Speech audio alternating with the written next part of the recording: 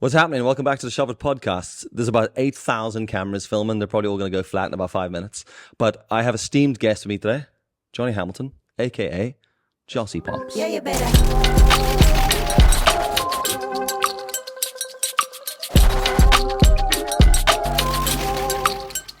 I wanted to bring Jossie on today because I wanted to talk about the sheer audacity of what he's doing. So, brief backstory. I met you, how long? 6, 7 years ago? Yeah, it was a good while ago now, like about 6 or 7. Was it the Boost? It could have been, job? yeah. But I'm sure we must have met through other streams. Oh, no, it did, yeah. Through mutual friends. And Jossie was a personal trainer. And that's kind of what I knew him for. He was jacked. He had long, delightful hair. Still jacked. Well, you're still jacked, yeah. Well, trying. More jacked than me, for sure. And he was basically working as a personal trainer. And fast forward to now, where he's now an artist. Yeah. And I saw this sort of come up out of the shadows of the pandemic. And I was watching him, and he was drawing these fucking outstanding, like portrait pictures, I guess. And I was like, he's got to be cheating the system here. Like, Yeah. how? And then I was sitting looking at him going, how is he fucking, where has this come from? And that's where the idea of the audacity of Jossie came from, like the audacity to just call yourself an artist. And then I asked him about it, and he was like, no, I've fucking been doing this forever. So that's kind of why I wanted to sit down and chat to you about this. So the idea behind you just flipping your whole life. So Changing everything. everything. So you were suppose- a PT first. Yeah, well, people sort of know me as a guy with fads, so I tend to go through different fads, and people would say, oh, why would you bother trying this, trying that, because you're not going to stick to it. But I've got a wee tattoo on my arm there saying, not all those who wander are lost, which basically for me means that although it may look like it's complete chaos and I'm jumping from one thing to another, everything's calculated. So the art came about, I suppose, if we go back to the school era, I did art at school, did A-level art, loved it. It was my thing. It was 100% going to be an artist, do all that. But I suppose the age demographic of me, I'm now 41, you tend to want to go for a career that actually pays. So, of course, your parents push you down that route. Are you sure you want to do art? Because, you know, it's not a paying job. You want to do a sensible job. So, I suppose at that time I was going to do the Marines and I was going to get paid through doing engineering through the Navy. Turned that down, but still went on to do an engineering degree. So, that was my bread and butter. I was like, right, I'm going to be an engineer. But from doing the engineering then, I went on to go down the PT route, to go down the acting route, to go down the modelling route, to do all those different things. But when I got a taste for that industry, my creative juices started flowing again, and I realised that instead of the analytical facts and figures of engineering, I was more into the fluffy clouds and drawing crazy squiggles and stuff of the art. So that was where it was sort of reborn. And obviously COVID was a massive, like, Push for that, yeah. Huge shove it, the massive shove it. I like that. But yeah, no, it was the big push because we were at home. I was still doing engineering on the side, but it was more so, yeah, the art just came to the forefront. So when you say engineering, though, what kind of engineering? So it was 3D CAD coordination. There's a big one for you. So basically it's building design. So I'm a fully qualified, ran my own business and all on it. So it was 3D CAD coordination. You would draw the buildings up in Revit and model them and all the HVAC services and stuff going through it. So did that for years and it was reasonably enjoyable, but the construction industry is a piece of shit. Okay. It is the most hateful industry ever, and anyone in it would 100% back me up on that. I doubt there's very few that would disagree. The construction industry is dog eat dog. Everyone is trying to undercut you, trying to sink you. It's not a nice place. And from doing all the acting and modeling stuff, I realized very quickly that you're being pampered. You've got a makeup artist, you've got this, you've got that, everything. Everyone loves you because you're the talent. Yeah, you're the talent on the job. So it's Have I let you down in today when you've come in and no, I made no, you bring coffee? it's good. I brought you coffee. Yeah, changes times, but yeah, no, not at all. It's the more relaxed atmosphere that I feel alive in. It was almost with engineering. You felt curbed. You felt just like pushed into a hole. It wasn't for me, but I'm out of it now. Full-time artist. So you went from that to PT, which is even funnier because I didn't know anything about the engineering until now. We've learned that together, folks. Yeah. So, I mean, I've completely belittled you in a multitude of ways now. Yeah. I'm actually smart. So you wouldn't think it. Not just a gym bro with a paintbrush. Yeah. But, so, I mean, the audacity of you going from that into PT and then into art. So there's been 3 stages. Yeah. So was the personal trainer side of it, was that like a distraction, a prelim into art? Or was that just you going, fuck this and getting out of engineering? Well, let's go deep. So I started with Game of Thrones. There you go. That's where. So I was doing engineering. I was successful running my own business in this CAD coordination thing, and it was dead on. It was good. I was happy, but I didn't know what happiness was, I think. Okay. So within my job. So then Game of Thrones came along, and it was this whole thing. I remember seeing it now. It was like in the Telegraph. It was tan skin. I've got a sort of tan going on. Swarthy skinned men with beards and muscular build turn up to this place. So I never knew anything about Extras NI, they're lovely people, a great asset for Northern Ireland. But they were doing the Game of Thrones castings. Now I thought, yeah, fuck it, we'll try this. So I went to that, and I was cast then as one of the Dothraki, the regular Dothraki in the first season. I can see that. So I did have longer hair and a beard, not the recent long hair, spate midlife crisis hair, but it was longer hair. It was tied back in a ponytail, and it was cool. But that's when I got the experience for like other jobs other than the serious 9 to 5, right, turn up, wear a suit, be treated like shit job. So it was, Game of Thrones. Then from that buzz, I got different jobs and I got more extra stuff, and then I started to get roles and things and whatever. But that then pushed me away from the engineering. So I was like, right, well, I need a stable job here. So I always was into the gym. I've been training all my life since back at school. 16, I was in the rugby team, and from that I trained. I was a fat kid. So I was a bullied fat kid, which turned to rugger bugger, which worked my way through the positions. So it was like hooker, prop. Then as I started losing weight, going to the back row and stuff, and then out to the wing. But different story. But the gym side then, I came in because I was always training. I was like, well, I should get my qualification here. So I previously had a fitness instructor qualification, so then I updated it to the personal trainer. And then I always was good at social media and doing the videos and stuff. And I tend to come across as a bit of a positive person, which I am. So it was like, yeah, I can do the positivity side. I can motivate people. I don't want to be the best PT in the world, but I want to be the most relatable, who people can have fun with and train with. And built a class client base, had amazing clients, absolutely loved that time. But then that's when COVID struck. Well, so that is why you and I started talking, was from your video side. The video side of your PT business. It wasn't about the PT, it was about the fact that you shot videos, because you were doing stuff where you were front of camera, you were talking the stuff to people. I was doing similar things. There wasn't a lot of people this is pre-TikTok, by the way, so there was a time when me and Johnny were relevant on the internet. Right? We're not fucking relevant now. Like, no, well, I'm not so much. So that was back in those sort of times, and I think that's how you and I got to know each other. We must have been pulled into events and bits and pieces together. And then I do a lot of work with Boost Energy, and I had said to him, I need someone to come and do a video with me. And then the two of us, we didn't know each other that well at that time, which made that whole day even funnier, because we just spent the whole day driving around Northern Ireland to like really token spots, opening cans of Boost, saying really Northern Irish lines, which felt so wrong for me, not actually being from this country originally. So I didn't feel it was awkward though. I thought the day went really well, but when you think back to it, just like, the silences in the car and ignoring each other, looking out the window on the phones. No, I loved that day. It was actually a really good day, because it was one of those gigs that I've had a lot of random gigs, and that one was obviously, it was good pay, and it was just the fact that you get to travel. Yeah. It's a brand, it's cool. You knew, full credit to you, you knew the video was going to be good. So that's a big thing, is if you know that someone has the capability to produce decent stuff, you want to work with them. So with Dill, it was like, oh fuck, brilliant, that's great, I want to do that, that'll be class. And it came out good, didn't it? Finish in like a car park eating packet of like crisps and a sandwich or something? Yeah, we finished in the Tesco's underground car park, eating a crisp sandwich, which sounds so dumb. Part of the video. It worked, like, part of the video. On brand for what we're doing. So then, so I mean, I didn't realize any of the engineering side, so that's even funnier. Because I was just like, oh, he's a dude that trained to be a PT, and that's what he did, right? So the art side of it really surprised me, and I think that's kind of what I like, and why part of the podcast I want to do is talking to people who I find these sort of side quests really interesting. These like things that they just sort of procrastinate on in the background, and eventually you take a bit of action and do it. The first time I think I'd seen you were drawing something, and then I was like, he's got to be fucking tracing these things, because they were so good. And for me as a viewer, I thought you had just picked this up in lockdown. I thought you were like, you're sitting in the house, you were like, fuck, what should I do? I'll start drawing. And it was like 3 weeks later, these immaculate drawings of people's faces. And I was like, that's really quick. That has to. So then I watched you for ages.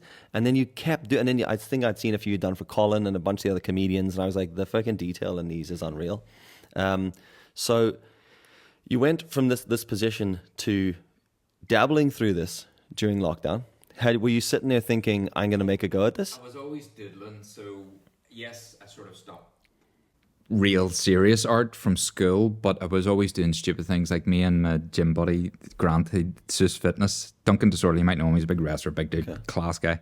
Me and him always we trained in the same gym, so we would always leave each other a doodle on the whiteboard. So instead of putting up what our clients are going to do that day, I was drawing like full on art pieces for him. And then I was coming in, his tended to be a bit ruder than mine, so you come in with rockets all over mine or whatever. But yeah, absolutely brilliant. But we were always sort of doing that, so I always knew that I enjoyed that. But once again, then when the time came that everything else, the world had shut down, so it was like, just do it. But the portraiture was a weird one because I mostly loved like manga cartoons, and for some reason Wolverine is just the coolest guy ever. That recent film's quite good. Go and watch that.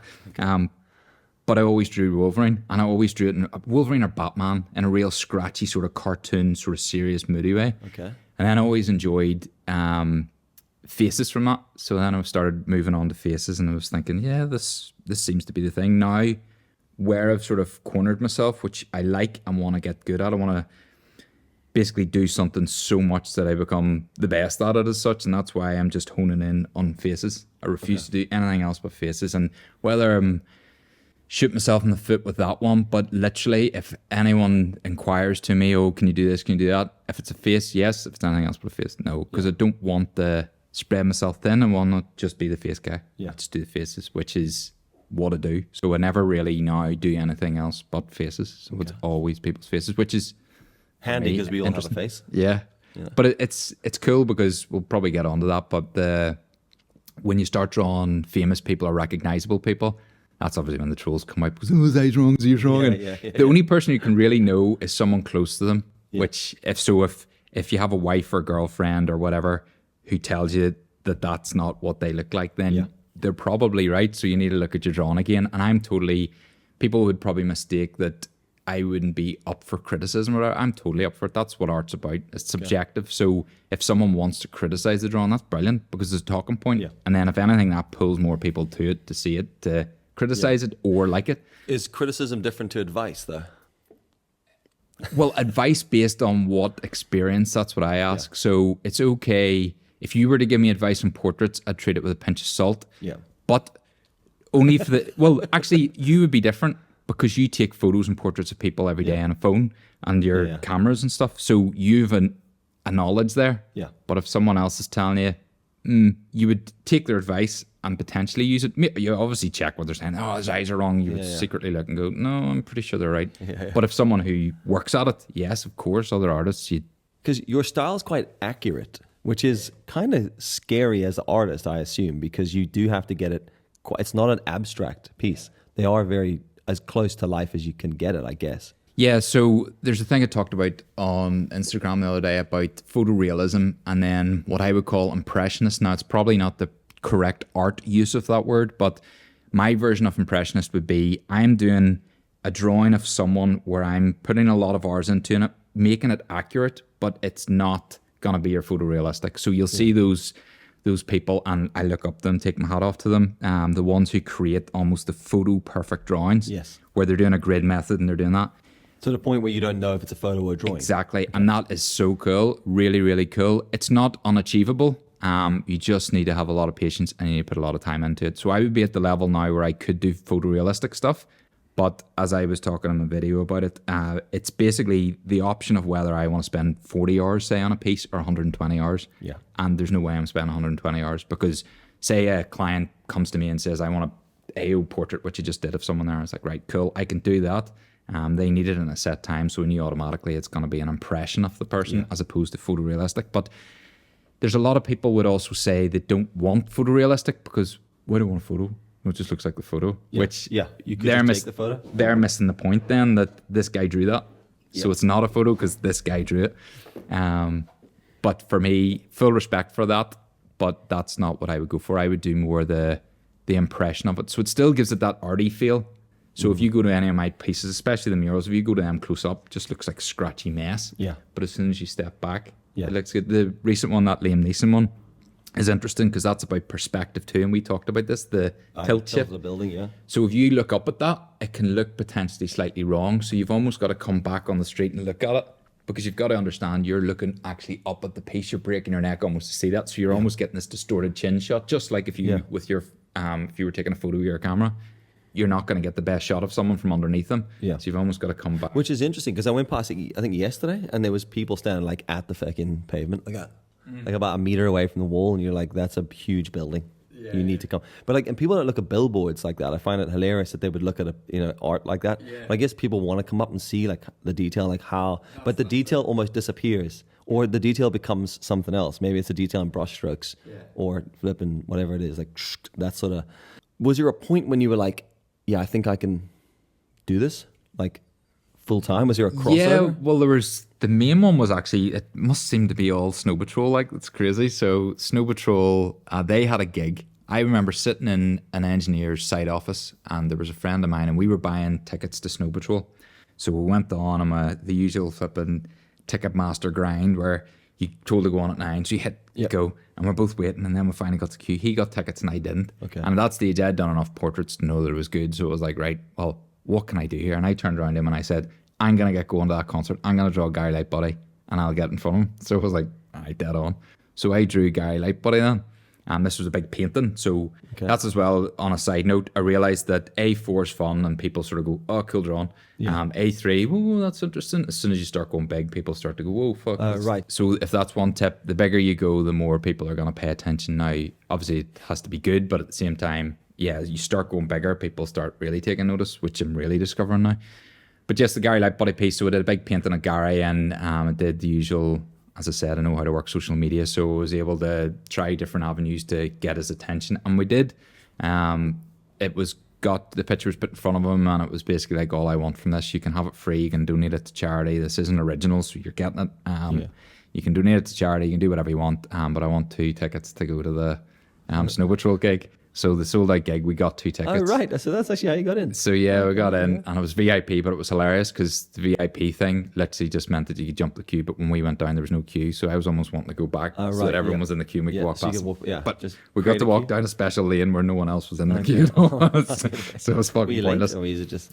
I think we were particularly early because I was like, yeah, this could be really good. So we're like standing there waiting. But Where was that gig? that was the one down at the seafront there. So right in front of Brigand's house. So yeah, got that. But then that answered a lot of questions to me. It was like, right, this opens doors. If you do it good and if you're pleasant about it and show people your working process. So like you, if you were skeptical of it, how it's created, if you're able to show your working process, which is another thing we'll come on to, because obviously nowadays artists are gonna, with the likes of AI and stuff, it's completely destroying a lot of artists. But then if you start to realize that it's all about the creation, and you buy the artist and you buy how they create it, as opposed to the final piece, because anyone could produce what I produce, and you could also get AI packages to produce what I produce, but it's watching how I produce it. And then do you think it's putting more value on people, like actual artists having AI? Well, AI is really beneficial. I'm totally for it, but yeah, on the art level, there'll become a point where like digital artists will really need to show their workings and stuff. That's why I'm trying to purposely stay physical. I don't want to move away from physical, because as much as I can sort of use Procreate and stuff, which would be the package I use, I'm not proficient in it by any means. So I use it daily, but I don't draw with it. I would use it for overlays and stuff. But yeah, for me, I want to stay physical, because it's something that a career I think then won't be zapped. Because I kind of feel like the AI side of it, what it does is flushes out all the shit that's involved. Like it's, and I'll makes it harder for people. Yeah, I think the people that are actually good at what they're doing can step up above it, but it sort of washes out all the other nonsense in all aspects of what we're doing here. There was a fad maybe going back 10 years ago, and maybe it still happens now, I don't know, but people were like taking like a Marvel superhero, like like someone has drawn a Marvel superhero, and they were taking it, live tracing in an Illustrator, and then just like block color changing things, and then making posters that was like Iron Man. and they weren't drawing anything. They were just live tracing the elements, and then they were selling those as original bits of vector art on Etsy for like $30. And I saw that and I was like, I hate that. Like, it's such dog shit. And I think AI, like, if you want that, you could just create that in AI yourself and print it out for your brother for his birthday and go do that. And that's almost washing out all that shit. There were people were just being lazy opportunists and cheating the system. Where I think if you're an actual artist creating something, as you said, people are buying the person. And I think the thing you were doing behind the scenes is what I found so interesting, because the more you showed, the more I was like, it doesn't actually look like he's cheating the system here. This looks like he might actually be doing this legitimate. Well, there's a big thing about that. It really puts you on the spot. So that's why it's funny watching my murals, because I will document them all the way through the shit parts as well. And there's always the shit part. You always get advice from people, which is good, but then you know in your head how you produce something. So I never went to art school or anything. So art college, I did art at A level and then stopped. So I'm not professionally trained. That's not slating anyone who's professionally trained, but I almost feel like I have potentially a slight upper hand because I can do crap and get away with it. You guys can't, because you're almost cultured to this is how you do it. This is what way you do it. You have to do it like this, where I'm like, oh, I don't know what to do, but this works. So it almost... I'm an engineer and a PT. What do I know? Yeah, but completely. But you're just sort of... It's not that you're winging it. You know how it works in your head, and in my crazy chaos up there, I know how to put things together to make it turn out like that. So it may seem that you're doing things back to front, and of course the big art critics out there will be like, no, you can't do that. And they probably look at my work and go, oh, it's overworked, it's crap. Yeah. Okay, it is. But I wasn't agreeing there. I was just agreeing with what you said. But no, it's true. And that's why I'm totally up for criticism on things, because other artists can have that opinion. People can have that opinion, and you don't like stuff, you do like stuff. Good example, Van Gogh. Don't know if you've ever seen his stuff or whatever. No, well, not anything that I'm like that, but we recently went to Holland. 2 years for a start. Yeah. We went to Holland there recently, and or Amsterdam, and went to his museum, and his earlier stuff for me were better than all his later stuff. All his later stuff was like your Starry Night and the what do you call sunflowers and stuff, and like that stuff for me personally, I wasn't totally into it. I loved seeing it because it's something you've always seen, and to see it in real life was wow. Whether or not it's the real one or not, because they say I know I went to the real one. I went to the thing in Edinburgh, same with Dan, and we went to the Van Gogh like experience, and it was the shittest thing, because I was like, I just wanted to see the original. We walked around the whole thing, and I was like, all I wanted was one of his paintings in real life that I could go up and look at, and it was all this. It was a great show, but it wasn't that thing, and that's all I wanted. I'm not a fan of his art, but I just wanted to see it in real life. Exactly. But that's it. So when what I was saying there was with the actual real thing, supposedly the museums don't actually put the real thing out. Right, well, that's a conspiracy theory and tinfoil hat wear. Orange paint. But so supposedly the original. Either way, it doesn't matter.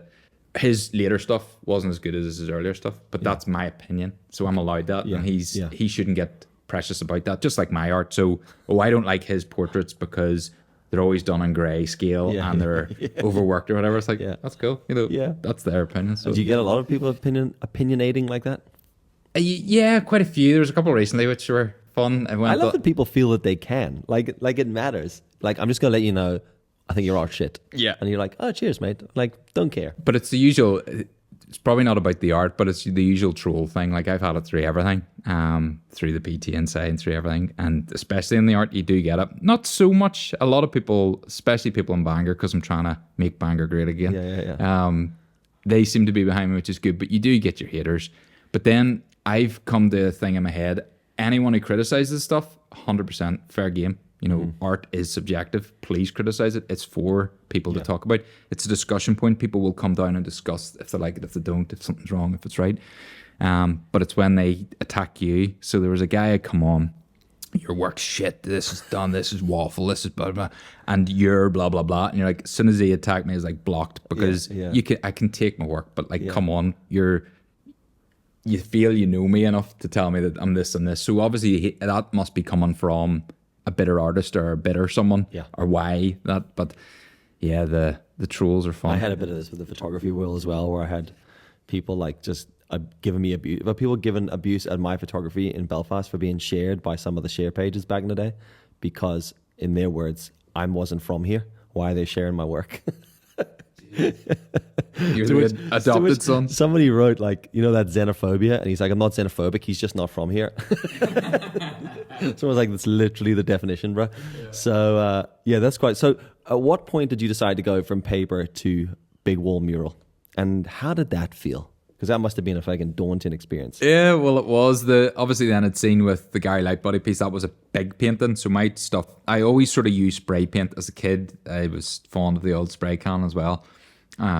But I loved the feel of it. I was all into breakdancing, like, you know, the Australian breakdance. That was really good, but that actually annoyed me because breakdancing is such a talent, so cool, and she just completely destroyed that sport. But she may also, well, she did. It's already been removed from the Olympics, hasn't it? That's already 1 year, and they're like, get that the fuck out. But I was sitting looking at her, thinking, I wonder if that was the best artistic social experiment ever. Yeah. Like, I hope, I'm giving it a benefit of the doubt. I hope she went in there going, I'm going to do the weirdest thing I can do. Yeah. And then just see what people do with it. Yeah, well, I think there was a statement came out where she said about that she's the laughs on everyone else because she did like 30 minutes practice for that routine. She did this, she did that, and she's at the Olympics. These ones to practice for your life, and you're like, whoa, that's a kick in the balls. But anyway, so the breakdance and hip hop scene, I was all into that as a kid. So the spray paint. So I always wanted, as part of my art, to become the spray painter that I thought I was when I was a kid. And that comes across in your logo, which I'm assuming you did you? Yeah, well, I didn't do that. That's a friend of mine who's a graphic designer, but I told him what way I wanted. Yeah. So it was, and that was the same when you were doing the PT the brand stuff. estate. It was the same style on the walls in your gym and everything, which was like when you did that, I was like, that's kind of cool brand for a PT. You've taken that street art style, so that's carried across. It's carried across, yeah. So the name, the brand's carried across because it already built sort of a small following with the JossiePops brand, which was a pet name from my mum, which is why that came about. Yeah, I was going to ask. Okay. Yeah, so everyone asked, what's JossiePops about? It was called JossPops, whatever, but my mum would call me when I was a wee kid JossiePops, and then my mates would carry on through that. So whatever, I'd pretty much respond to any name. But yeah, so the hip hop side, the spray tins, that carried on. So with doing the bigger pieces, the still not wall size, I was using spray paint on that, and it was working really well. It was giving a really cool finish. I only do black and grey again. So yeah, it seemed then that as I went bigger with pieces, people were paying more attention, which was then the idea of if I can do this on a wall. And then I suppose that's when that infamous, the piece that got so much press, which I don't believe how it got so much press, but yeah, the Jared Butler piece. Yes. Okay, so to bring us to this point, because this was really the whole point of why we were sitting down to talk about this. Johnny lives in Bangor. He's a Bangor guy, and the town. If you're not from this country at all, Bangor's a beautiful seaside town that's become a bit of a shithole recently, just because they've just let things go. The seafront's sort of gone to shit. They haven't added stuff. The shops have closed down. Such a beautiful place, just a bit run down at the minute. So what Johnny's doing is trying to bring a bit of life to it through street art. And me and him got working on this video. That was a crowdfunder video because he was doing this art and it's taken a lot of time. So the concept behind the video was, I want to do this stuff, but I need a little bit of help so I can justify it financially for the amount of time being spent. The council weren't really getting behind it at that point, and there was a few tricky bits to do. So he started doing these paintings. Now, the first one I saw, and this is where I was like, I got to chat to him about doing this podcast, because you went from the art and the pages, and then the very next thing was you were suddenly doing street art. Now, at this time, I hadn't even spoken to him about any of this stuff. So I was still in the audacity of Jossie, because now suddenly I was like, fuck, now he's a street artist. You were just out in Bangor with a spray can. Yeah, and he was just fucking but he was doing the best mural, which was the mural of your own face. Yeah. Which was like the funniest way to start. Like, what a fucking obnoxious thing to do. Yeah. What are you going to do? A picture of my face. And I thought, like, that's ballsy, because I'd have been down there and just drawn a dick on it. Like, just... I was waiting for that. I was 100% waiting for that. And I wouldn't have minded if that happened. Because I think in essence with street art, you are aware that it can go at any minute. Like, it's just the way it works. But I was invited down to just meet a couple of mates, a couple of people in the street art scene, art friends. And like... I was like, yeah, I'll come down, but I didn't actually know I was coming down to paint, so I didn't come down with any equipment. Okay. I was used to the medium from my work, so I was used to spray cans and how they work, and now I'm still a noob as far as that goes. I get into my wee thing where I use what I use, and I do it like that. Yeah. But yeah, I'm sure there's ways to improve, and I'm always learning. But went down to this wee street jam or whatever they called it, and Yeah. The idea then of me doing myself. Now that's a common trick, because if you remember at the start of this podcast, I said the people who know you best is yourself or someone close to you. So I know what I look like. So the reference photo that I was using was actually a silly modeling pic or something. And it was a good, well shot side portrait of my side profile. And I was like, well, I know what I look like, so if I step back and look at that, I don't need to keep using my phone as a reference. So a good way to get better at your own work, especially in portraiture, is do self-portraits. Okay. So where it may have seen as the most egotistical move ever, it's like, fuck you, banger, take my face. It wasn't. It wasn't at all. It was more just, I know what I look like, so I don't need to keep referring to a reference photo. It was supposed to just be something to throw up and not stay there, which it didn't. It did its job well. It did, served its purpose. The boys were like, fuck this. They just rolled over. Yeah. Well, it was another street jam was coming up, and I thought, well, I suppose we've got to leave the Jared Butler one, but we're not leaving his face. Screw that. So they took me off. But yeah, that's where that stemmed from. So, but then you painted Jared Butler. So I'm assuming you did that. Then you were like, I'll do Jared Butler's face. I did that, and then we were gonna do. If you're from Bangor, you'll know them. So I was gonna do Jerry and Julie, but Jerry and Julie, I was calling them legends, which I stand corrected on. They're not legends, they're town folk, so they're iconic people within Bangor. But as soon as I put it out, hundreds of people were like, no, you got to do Jerry and Julie. They're two drunks. They were both professional jobs, both teachers, had successful lives, but then, unfortunately, the way the world hit them, they ended up becoming alcoholics, and then they lived on the street most of the time, and they were outside Easons and drank and called abusive people. But okay, I think I know who you mean. Yeah, well, they were nice people when they were sober, but obviously, like anyone with too much booze, they became a bit leery. And then there were certain incidents where people were in the comments saying, well, I don't think you should call these people legends when they abuse people and hit people and swing at people. And so then I sort of had to rethink the whole thing. It's like, right, I do want to do Jerry and Julie because they are part of Bangor history, but I don't want to do it on a wall because I don't know how it'll be taken really. And it's a real sort of weird subject, because obviously some people were tormented by them and some people just loved them because they were pissheads who drank special brew. It's like, ew, special brew. Buckfast. Yeah. Wasn't there a dude in ours called Rigger that did the same thing? And then there was a band, they named their band after that, I'm pretty sure. Well, that's it. They become cult icons as such, but legends, I don't know. But either way, so I was going to do Jerry and Julie. Then we were talking about Jerry. And then the missus had said about, well, Jared Butler's running around, he's Jerry, isn't he? And then I'm like, yeah, that could work. And then I realised that, once again, knowing how social media works, you'd start, if your celebrity is keen on using it and puts himself out there quite a bit, then you're like, right, there's most likely going to be an interaction if I do something good enough to warrant it. So we had seen that Jared Butler was getting photos beside, what do you call any of them, Deans in Belfast, and there was one in Donaghadee, and so he was getting photos of fans, and I'm like, right, well, this guy's out and about, he's in Donaghadee, he's in Belfast, he's in Hollywood, we need to get him to Bangor. And as you mentioned there, Bangor is in a bit of disrepair at the minute. Lovely place, but it just needs something to bring people down to it. It's really struggling at the minute. The seafront development's been going on for years, and whether it's the council's fault or not, I'm not pointing fingers, but it needs something. It needs an attraction to bring people. So it was like, right, well, what about I do Operation Get Jared Butler Down to Bangor? Right, okay. So I basically created the perfect story. I had the start, the middle, and the end. So the start was Get Jared Butler Down to Bangor. So I created this piece on the wall. The middle was the process of creating this piece. And then the finale finally happened when he had got wind of it. He sent me a message, I want to come down, this is class. And he had actually said, oh, I love your work, I'd love you to be there. I'm like, and you pissed off the other side of the world? Yeah, well, that was the punchline of the story, but... Sorry, did I just ruin it? Yeah, well, no, well, that's it. The joy of it was maybe a midlife crisis, maybe we sold our house and we're just like, right, fuck it, we're going to drive Australia, so... But he actually came down, and like that is because I did see that photo, and then I was like, how the fucking... Yeah, how has he wangled this one? So it worked, yeah, it really did work, because you had the start, the middle, and the end, and then that's why it's a perfect story for the newspapers, for the press, for the BBC. So I'm in Australia doing like Zoom calls with the BBC about this thing, and like when you see the piece, it is a good piece, and I do like it, but it's small compared to the others, so it's like... But it just shows the power of art, and this is what I'm trying to bang on to the Bangor people, is like, art brings people.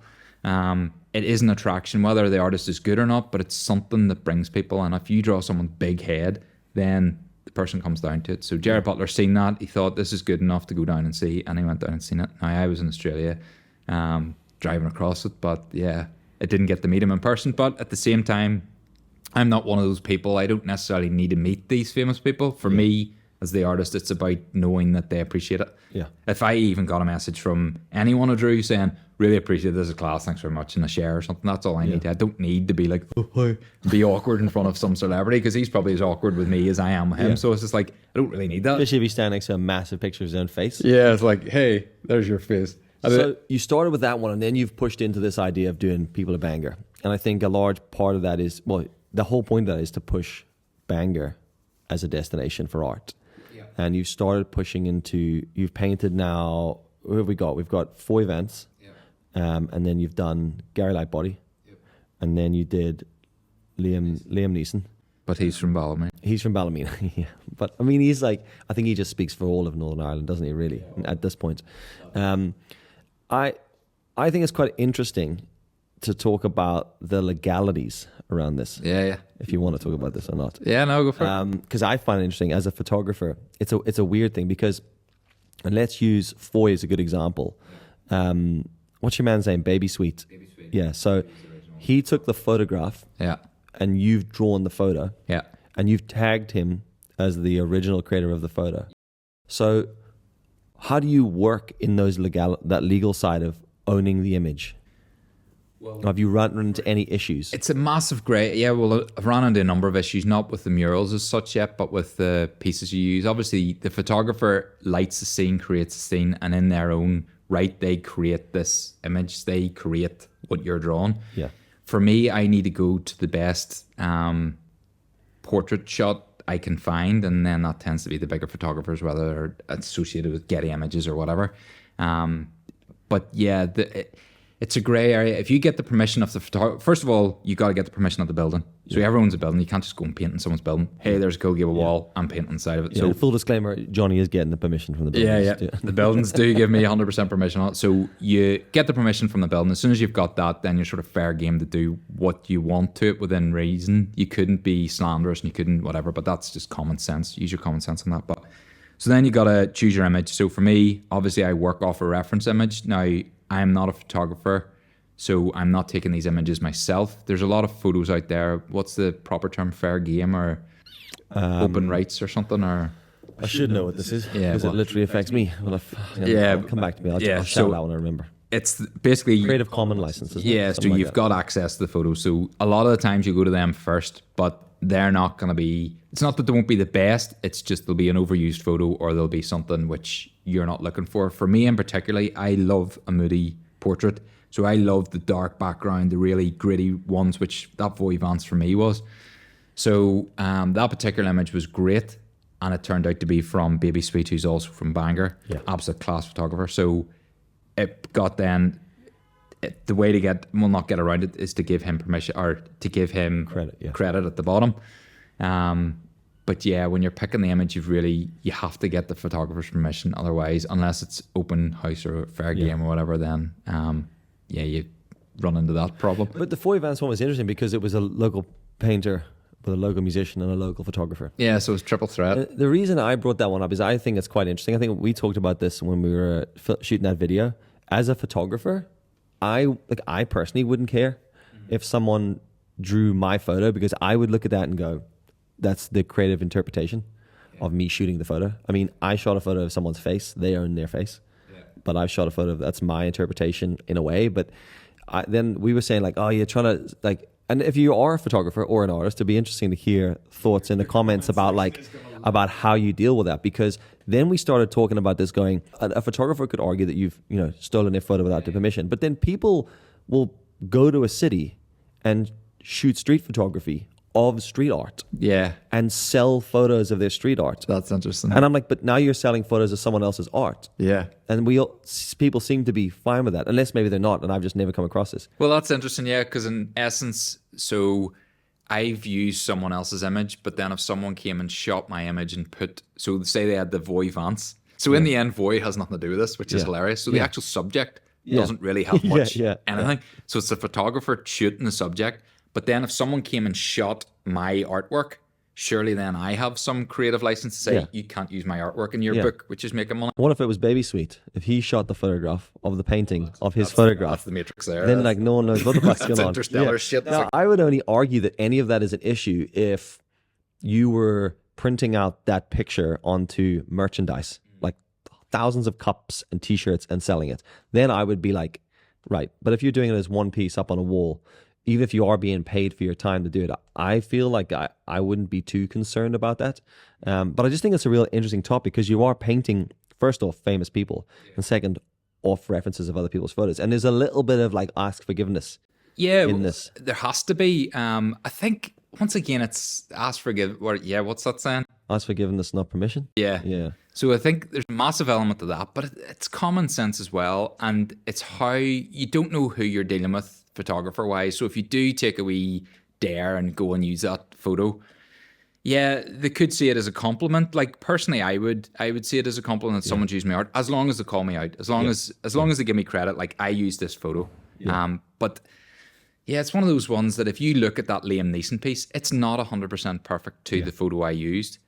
So is there not a certain element that is creative license? And even if you're changing, so you're taking their photo, I'm making it black and white, I'm changing some of the layers on it so it's darker and moodier for me. So in essence, I'm sort of changing their work, whether I'm allowed to or not. That's probably a light your comment section up on that. Then I'm using that image and I'm giving them credit. And as long as they approve that, that's fine. But there has to be something there that I'm literally, if you look at that close, it looks nothing fucking like the image. But if you step back, it obviously has that. So it is a big grey area. It's a fun topic. I'm always curious to see what. When I messaged you the first time, I think you were doing it must have been during the Foy photo maybe, or maybe it was Gary Lightbody, but you were painting and I messaged you that and your message back, I was like, clearly he's been asked this question before because your answer back was so fucking like politically correct. Like you'd answered it perfectly back. And I was like, you can see he's had to go through this, but there's so many weird legal issues with so many of those things. I did a Taylor Swift painting recently. Now it couldn't be more abstract and not like the photo. But Getty Images, because any artist out there, don't draw Taylor Swift, because if you make it accurate to a reference picture, they will find you. They will find you. Oh, right. So they obviously got some sort of AI learning. I actually had the photographer's permission. So this is why it's really weird, because this is why it is such a grey area. So the photographer works for Getty, but I had got in contact with the photographer because he's an absolute shit-hot portrait photographer, and I've spoke to him about a number of pieces, and he says, yeah, use a wet image, whatever. Wow. But because it's Getty Images have a tracker on, and they were able, now if you look at the reference picture I used, which is her from a distance on stage in colour, I've zoomed in, cropped it, made it grey, changed some of the tones, and thrown pink paint all over it. So it does not really look like the original Taylor Swift thing. But Getty Images sent me a message, slid into my DMs, removed the original piece, and said you can't use that image. You're like, wow. But that is really crazy, because the creative license on my side, I've totally fucked up that image. I've totally changed that image. So it's like, at what point then do people own these stuff? And how fucking accurate are they? Like, if you flip that horizontally, are they going to be? Because that must be if it's an art piece, they're picking it up with facial recognition or maybe AI software or something. I was always aware that as a designer, when you're getting images, make sure you're not getting Getty. Like, there was one of the ones you would always avoid. Not that I've ever legally stolen any image and used it in any design ever. Nor have I. But that is interesting, actually. And I don't think a lot of people know about that stuff. And I think you find when people get into any creative arts like this, there's a lot of people doing stuff like that without realizing and just getting away with it. I mean, I notice in my industry the amount of people that just fly drones wherever the hell they like and then just post these videos. And then you're like, you are not allowed to fly the drone over the cranes. I don't know any laws about that. There was actually an interesting thing on the radio today, total by our tangent there. They were talking on the radio about they're now doing AI Amazon drone deliveries. And I'm like, how the fuck are they going to place that? Because yes, it's okay now when there's like 4 or 5 drones. But then when every delivery company, Royal Mail, DPD, whatever, all them start realizing that they can deliver by drones. But and then Uber Eats as well. Again, driving about, Bangor Eats, Just Eats, again, McDonald's flying past your batteries. It'll start becoming really weird then. But yeah, that's a totally different topic. But how do like I don't know any laws with drones, so I could technically go to Curry's and just think I can fly this thing everywhere. I don't. It's not my thing. I don't. Yeah, I'm not a drone guy like that, but you do know there's certain things, and I see a lot of people in my industry who are like just cowboying their way, not necessarily even working for, just people making like pages about the country or the city, and they just fucking they're flying a drone straight over the cranes, and maybe they've gone and done their due diligence and got the permissions. But I know, having done commercial work there before, the amount of effort required to get a drone up in like the Titanic order is it's hard work. Takes like 2 weeks to get. There's a lot of people to contact in that. So I think there's a lot of things like that where people just sort of bypass it. One thing I found, and I think I asked you this when we were chatting down at the location of you painting, was what's the feedback been like in the street art community? Have you had any feedback? Or because you're not really like, street art's always real, it's a bit like, the reason I asked is a bit like BMX or skateboarding and all that sort of stuff. They were always like quite underground, and it was kind of cool to go unnoticed, to go down with the hood up, spray the tags, do a bit of art, and then fucking run off and hide. There's a lot of things in like the likes of Belfast, like Hit the North, that are heavily promoting street art, and there's a community of those people that are doing amazing, and that's very clear. Street art and graffiti are two very different things. But you're like the most north down street artist about. Yeah. So like, have you had any feedback from the street art community? I tend to be lone wolf. I think that's how I tend to do everything in my life. I'm a bit of a loner, but I love people's company and stuff, but I tend to do things by myself. I've done ultra marathons and stuff where I just want to go out by myself and do it. I could do a race and get an official medal, but I don't need to. Yeah. Everything is sort of is lone wolf. With this particular instance, I've got a group of friends who I know and like, and that's it. I'm not really out to make friends. It's more for me to spread my art and do it as a business. I love other street artists. I love their work. I think their work's really good. I'm not offish with any of them, but at the same time, it is what it is. Any of the street jams, you could do that. But I suppose not an age thing. Maybe I'm young for street artists. I don't know the demographic of a street artist, but I don't really. I know what I want. I'm at the age of 41, so it's like, I need to get paid. I need to do a job. I want to paint portraits. This is what I do. So I'll do this early in the day because I'll tire out about 4 o'clock. Yeah, exactly. Need to kick my feet up and drink sparkling water at nights or something. Yeah, but getting finger cramp at the end of the day. Yeah, well, they actually do. Those 3 fingers are buggered, like holding it in. So yeah, as far as that goes, I've a good wee group of artist friends who I chat to and I'm open for making new friends. It's like only reason I asked that is I got a couple of mates that would do that sort of stuff, and I remember talking to them early days when they went from the street art, like the graffiti street art side of things, and then they moved into commercial stuff. There was like some animosity between groups of them, and that was like guys coming from like that underground street art, and they're like, hey, I'm being commissioned to paint pieces on walls, but that work goes from what they want to a little bit commercial. And I know there was some like, you become a sellout as such. So I would be a sellout in essence, that have taken money for doing the work, but you jumped into it at that point. Yeah, well, I suppose I was a professional portrait artist at that stage, so it's like, I need pay. This is my job. Yeah. So I don't know if these other street artists are, if it's a full-time job or whatever, but I need to cover bills and stuff. So whether they do or not, I don't know. The graffiti side tends to be more rogue, like Banksy, where you're sort of underground and doing that. That can make money, but your anonymity, is that the word? Is key. Street artists tend to sort of not document a lot of their stuff, or you become a sellout, like what I would be, because I'm documenting the whole thing. But once again, it's like, I'm not there to make friends. I have made good friends and I will make more friends, but I'm there to create art and throw stuff on the wall. And more with anything, it's let your art speak for themselves. So if they look at my art and see, great, he's cool, I do portraits too, let's chat. Because I would open it. There's a load of artists I respect. There was one guy, Jex he's called, but he's from New York, I think he was, but he was over and he did the one in Londonderry Stroke City. The triple barrel name, that was PC there, but it's the massive one, and it's the first airplane flight or something. I'll just pop a photo from Getty Images up on the screen so people can see what that looks like. Get the whole thing right, but really good. He did that recently, and his work's phenomenal. I would look up to him, and I would love to get a chat to him. But what about local guys here, like in the Bangor area? You work with Kodo, is that right? Kodo's brilliant. He was one of the ones who got me down to the street jam. His stuff's cool, his stuff's great. Ricky Drew Picky is another one to watch out for. Okay. He's class, but his humor is, whether or not he dabbles so much into street art at this stage, but his actual art is phenomenal. It's just, you will have seen it. It's just so tongue in cheek, and the guy is so witty. He's like really understated, but then his humor is just next level. And all his slogans he writes and stuff. And I would love to do a collab. I could easily do it. He would definitely come down and do it with me. But I'd love to do like a collab with him with some really witty statement with a big portrait. Yeah. But it's just, he's super intelligent when it comes to his art. Okay. So the stuff you're doing in Bangor then,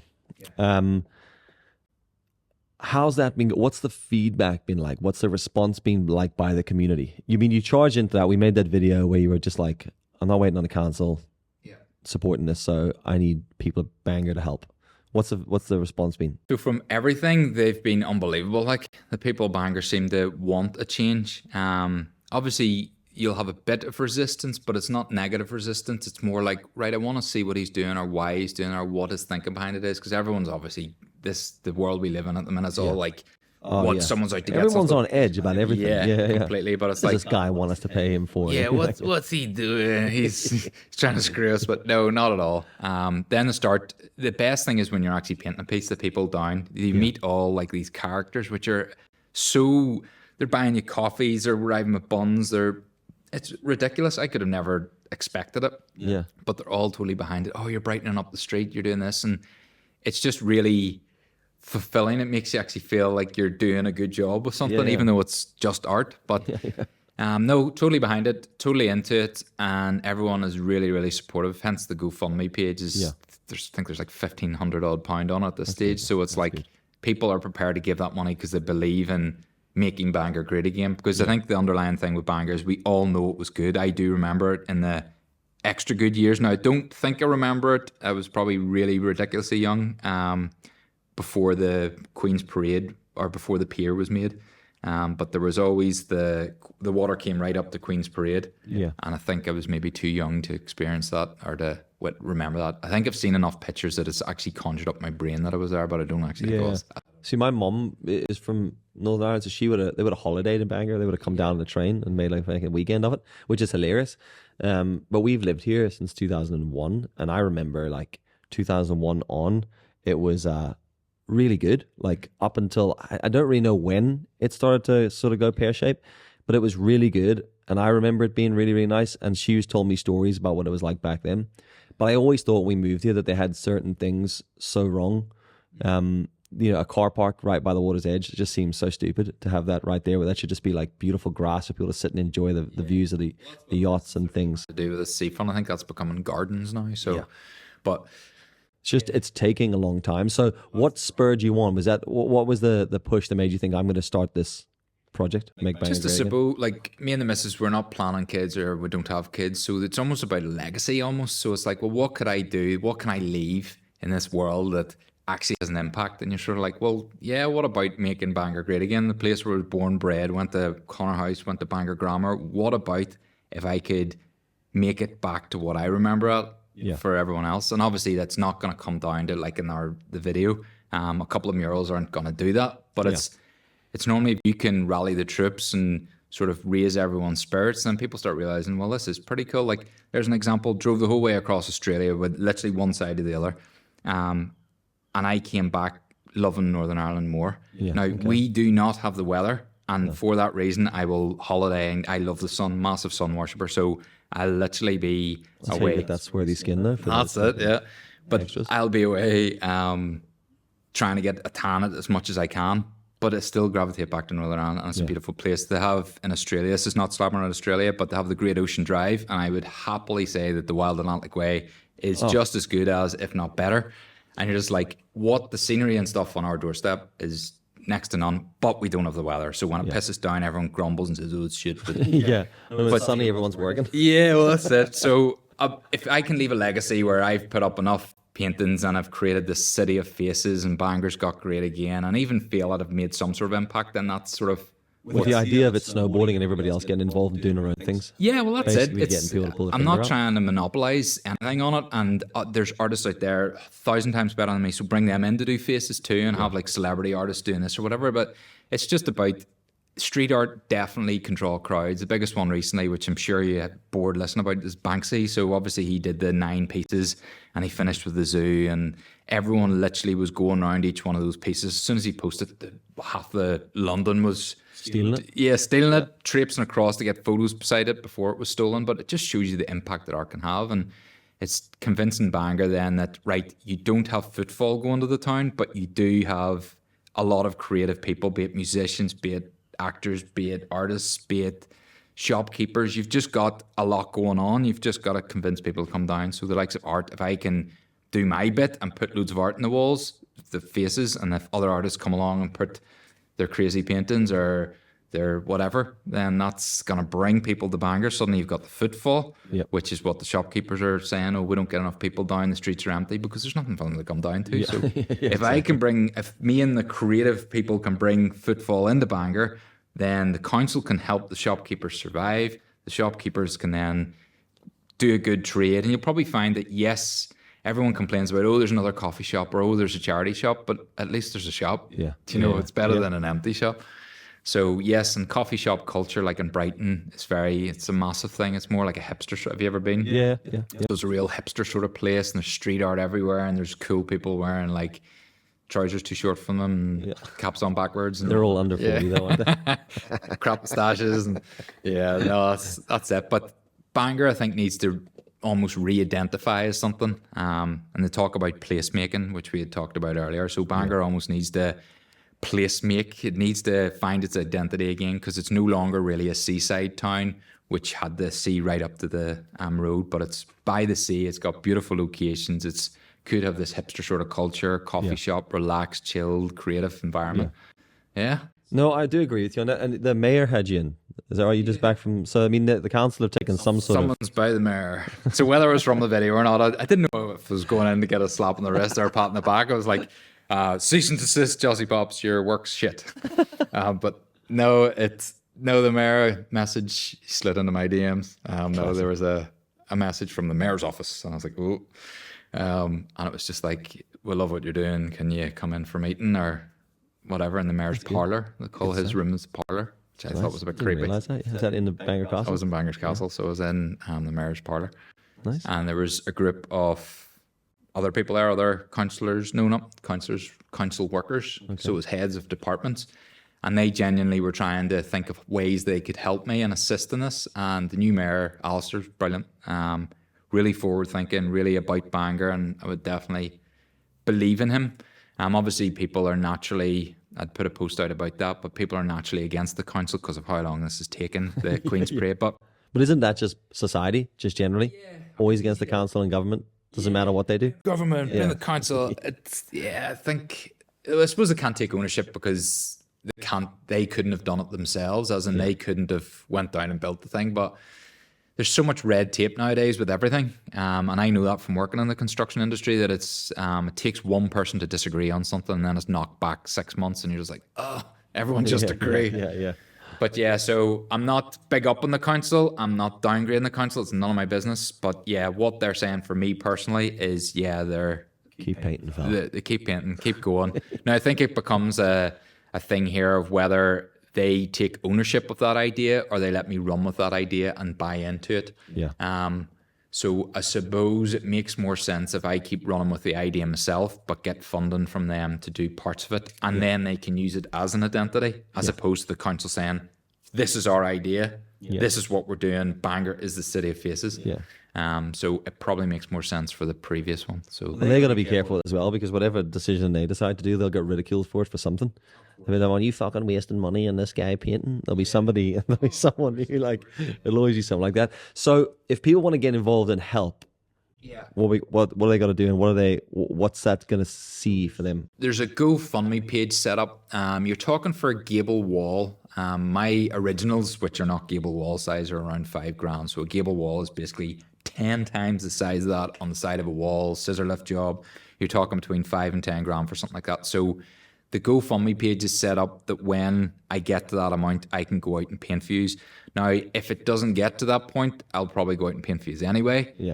But we'll let that build in the background. At the minute, I'm doing my part to try to get sponsorship from different people and funding from different people. So the likes of scissor lift companies have got in touch because they see it as a good idea that every photo I'm doing. Agreed. Because whenever really... Did they actually contact you, a scissor lift company? Because we talked about this before, and I was like, you should hit one of them up. Because it's like trying to work that. Because like you guys got to think like it takes around 2 weeks to do one of these from start to finish. You know, when you're sitting thinking that's a lot of time, and when you're standing, and if it rains, then you're delaying a day. You know, and then all the people stand talking to you. All these little things take time. So it's not that like it's to understand that this isn't about, as you said, monetizing it for no reason. It's just about helping to cover time used to do these things. You think about it as well, it's good value for money in the sense that all the social media I'm doing, all the press I'm getting, all the support and behind me people are getting, plus you're getting so say the scissor lift company, every photo that's taken with me creating a piece has their company brand on it. So then you're thinking, if I'm a scissor lift company, would I not rather have my scissor lift being used every time, so that every photo, and just say he's in the press, there suddenly you got free advertising in the press. The companies then which are buying on board, they're getting a stir outside their location for 2 weeks. So they're getting people coming down and talking to me. They're looking at the business. They're asking me about the business. They're asking me about what I'm doing, why I'm doing it. You're getting this for 2 weeks solid. Plus you're also then getting your whole photos after. So take the Gary Lightbody piece. So Hamilton Morris Wall, they're an accountants. So you would think, why would accountants buy into that? Like, they're sensible people there, even though my wife's an accountant. But They're my accountants as well. So you're wondering, why would an accountant do that? But they had the foresight to think Snow Patrol are dropping a new album. They're hopefully going to do Ward Park 4, which we were trying to rally up for. So I'm assuming you've got 2 tickets for already. Yeah, well, they better be doing it. But if they did, I'm definitely going to say, well, I had to be something to do with that. But anyway, so we were tagging them in, putting Snow Patrol out there, and the company, everyone's come down. If you look at everyone's photo, they will most likely have that brand's logo in the background. And you imagine the free advertising they've got. And they've told me even totally openly and really chuffed with the feedback and stuff. But they're getting so much, like the impressions on anything that I'm sharing or putting out is just gone absolutely through the roof for them. They said like they were getting, it was low. As soon as we came on board doing this, just through the roof. There's videos out there from that particular one about 40,000. So you've got an accountants getting 40,000 views. So they're thinking, if they're thinking outside the box in ways that they can do different types of advertising, instead of paying a Facebook marketer and giving them the same money for me, they've got a lasting piece on their wall with a mural or with the logo in the background of something which will last. So say, particularly that shop, so say when Snow Patrol come down for Ward Park 4, everyone's going to get off the train and go, oh, there's a Gary Lightbody mural. They'll go and get that photo. Their logo's in Especially if Gary, if you're listening, goes and does that first, gets his photo. So But that's it. Well, Gary, he's big into the arts and he's now painting as well, which is class. You see him painting on the new album. So, well, he is, and his stuff's good. It's all abstract stuff, but he's using it in his album covers and stuff. So that's cool. He's an artist, so he knows the idea. So I just, with any of the people I paint, you just hope from them that they appreciate it. And if they do, then that's all that matters. It's like, well, even that video that Foyce filmed of him, like himself, that was hilarious. Like, and he just like casually stuck that up. And that's pretty cool. I think the fact that even he's gone out of the way to go and have a look at his own face on a wall, which is quite cool. It was funny because Dave Elliott, he had done a podcast with Foy, or Foy did a podcast with Dave. I don't know, it was like a conversation, but it was interesting because then David brought it up. Now, I didn't ask him to do that, so thanks very much, Dave, for doing that. But he had said to Foy, I believe you're being honoured in Bangor. You know, your face is stuck up on the side of the wall.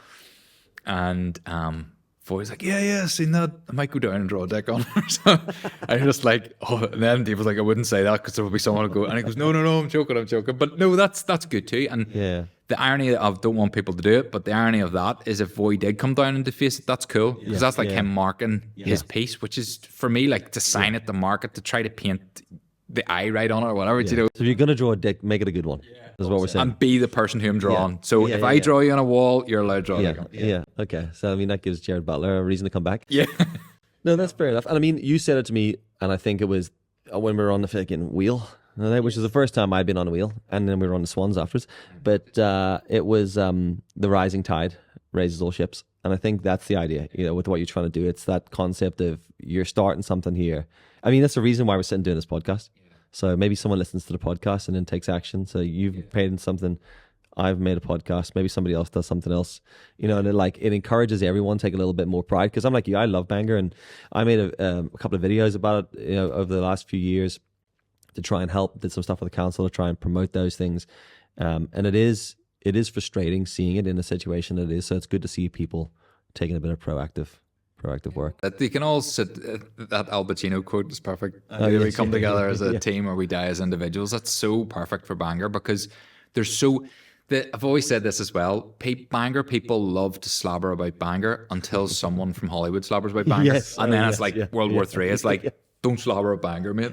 So it's like it's okay for us to slobber about, but at the same time, then there needs to be a point where it's like we love Bangor, we secretly do, we really love it, but let's do something about it. So yeah. Good stuff. So what's next? What's on the horizon?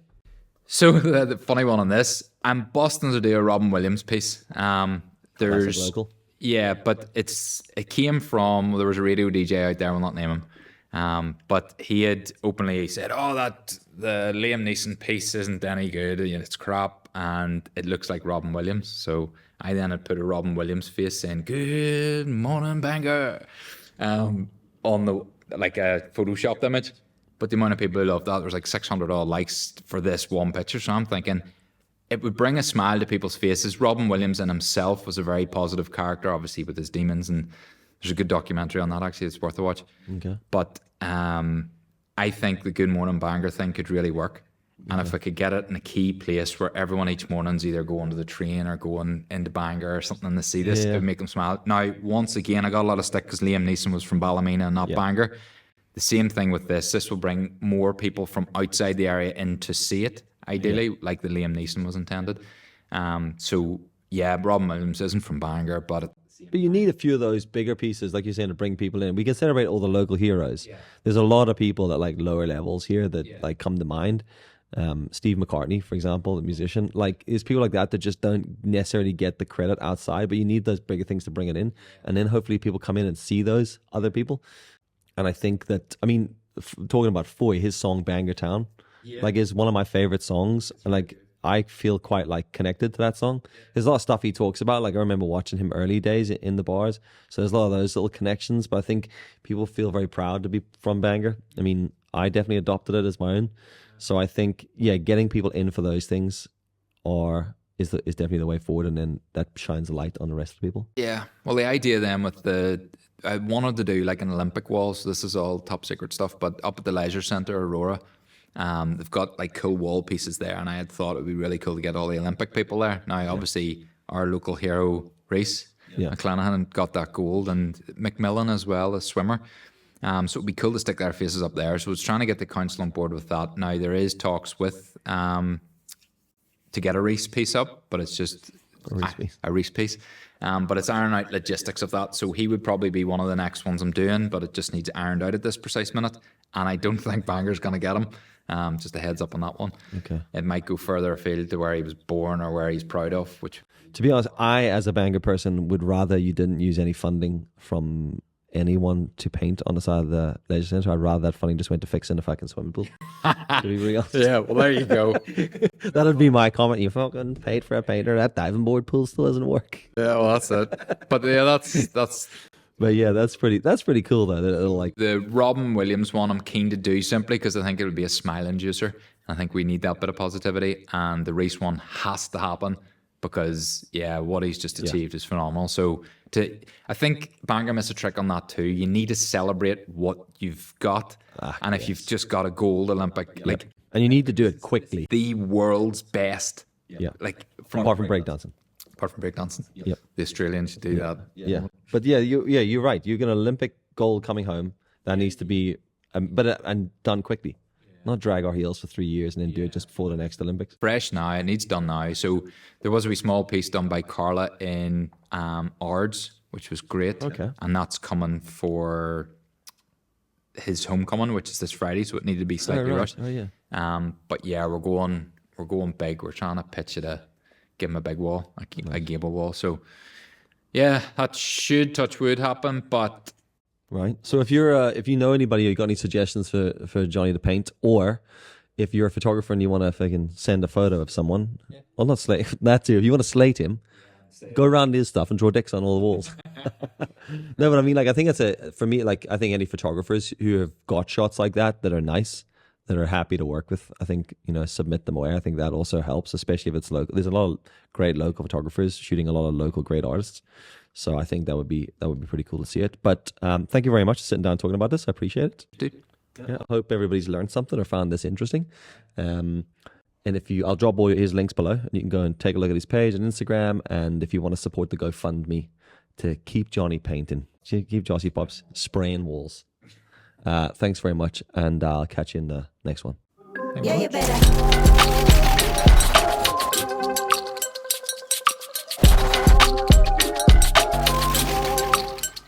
Yeah, you better.